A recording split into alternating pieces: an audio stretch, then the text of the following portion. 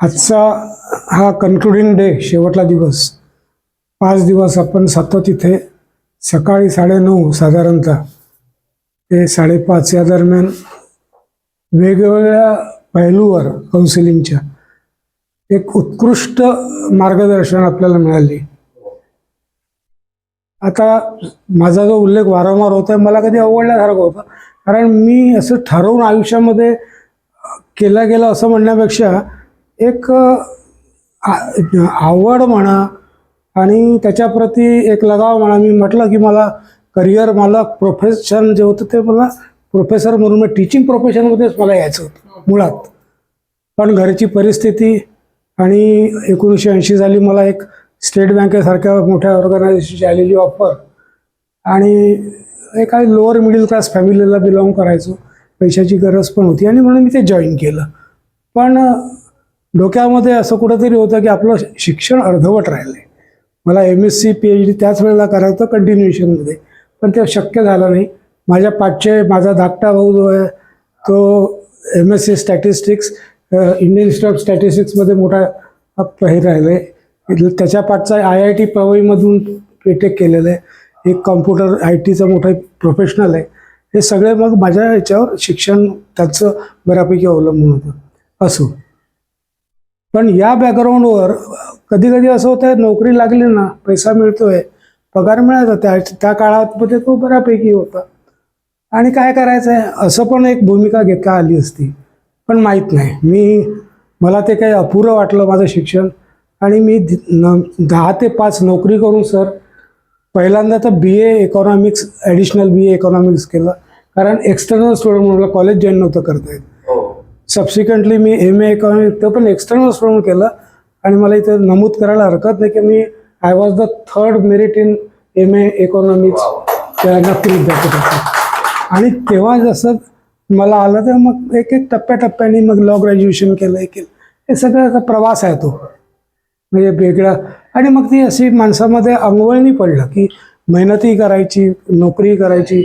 नोकरीमध्ये माझं मग ट्रेड युनियनमध्ये, कोऑपरेटिव्ह मुवमेंटमध्ये पण सर माझा मोठा सहभाग होता. स्टेट बँकेच्या वेगवेगळ्या ऑल इंडिया लेवलच्या बॉडीजवरही काम केलं, कॉर्पोरेट मॅनेजमेंटसोबत निगोशिएशन कमिटीत पण येतो. तर हे सगळं करत असताना काउन्सिलिंग जो हा भाग आहे, तर मी याला राखीव ठेवलं होतं रिटायरमेंट नंतर. मला 2 ऑप्शन होते, मी फुल फ्लेज वकिली पण करू शकलो असतो, पण कसं होतं या वकिली प्रोफेशनमध्ये लोक ऑलरेडी एस्टॅब्लिश आहेत, तिथे आपण नव्याने एंट्री करायची, गर्दी वाढवणं आहे, बाकी काही नाही.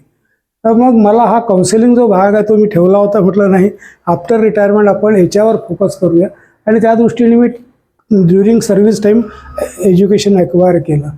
थेरॉटिकली माझ्याकडे प्रचंड ज्ञान आहे, पण जसं ऑनलाईन आणि ऑफलाईन जे नंतरचे, मी ऑनलाईन पण कोर्सेस केले आहे, बरंच काही केलेलं आहे, ते सांगण्याचं कारण नाही.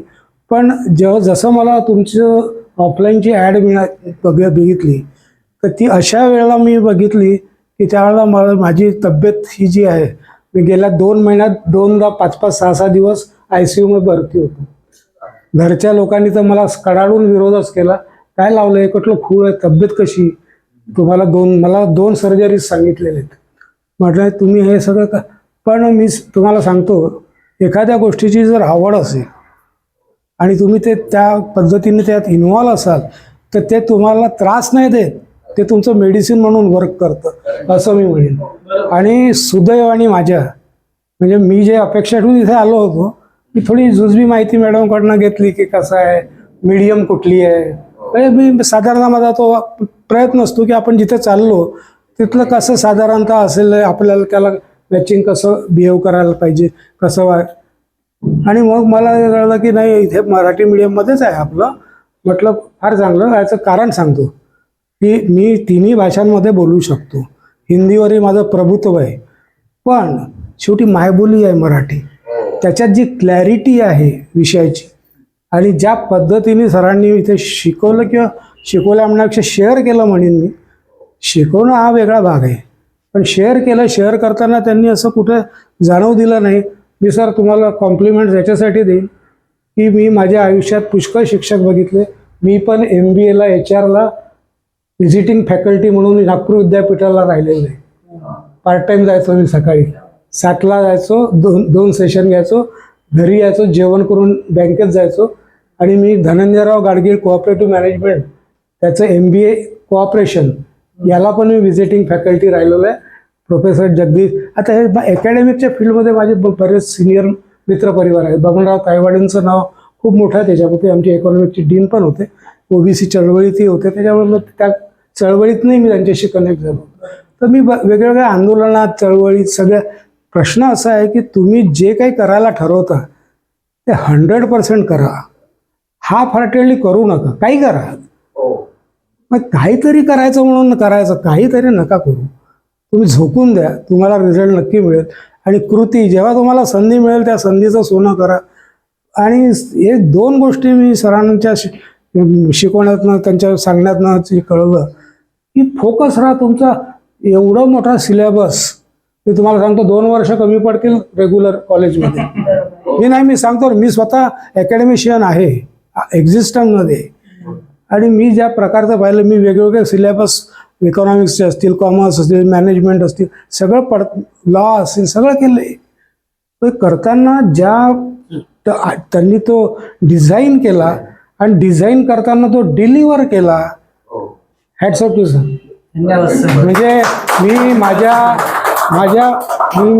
म्हणजे अगदी कॉन्फिडेंटली सांगू शकतो, माझ्या जीवनामध्ये असंख्य माझे शिक्षक म्हणून, टीचर्स म्हणून, गाईड म्हणून लोक आले. You are number 1. खरंच. आणि या फिलिंगसहित. आणि फॉर्च्युनेटली मला माझे सहपाठी जे भेटले. आता कसं आहे की मी इथे आलो, माझा उद्देश काय आहे, मी इथून काहीतरी घेऊन जायला आलो.